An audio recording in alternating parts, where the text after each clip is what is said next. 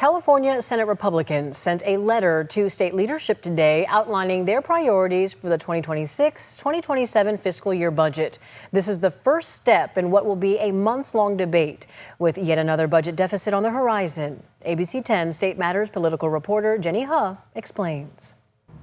When the California Legislature resumes sessions in January, the clock will start ticking to finalize a budget for the 2026-2027 fiscal year. The nonpartisan Legislative Analyst Office is predicting a budget shortfall of almost $18 billion, $5 billion more than anticipated, and a deficit of about $35 billion the following year. Senate Republicans on Wednesday announced their priorities. The final budget really ends up being a product put together by the governor, the president pro tem, and the speaker.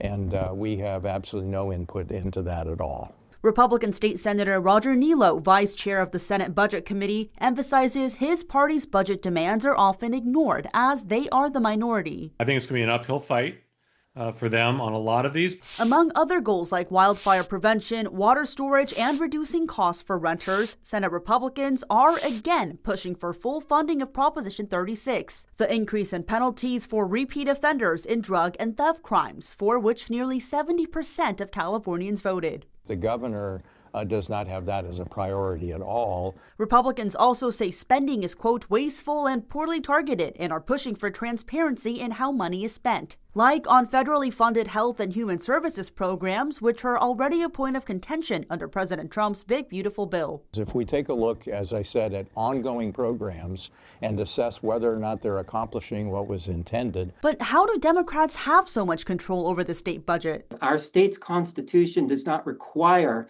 the majority party to negotiate with the minority party when putting together a budget. Scott Graves with the nonpartisan California Budget and Policy Center, which analyzes statewide fiscal decisions, says that's just the reality of California, where the governor and leaders of both legislative houses are Democrats. These things matter because in the modern legislature, everything revolves around leadership. There's a lot of politics at play.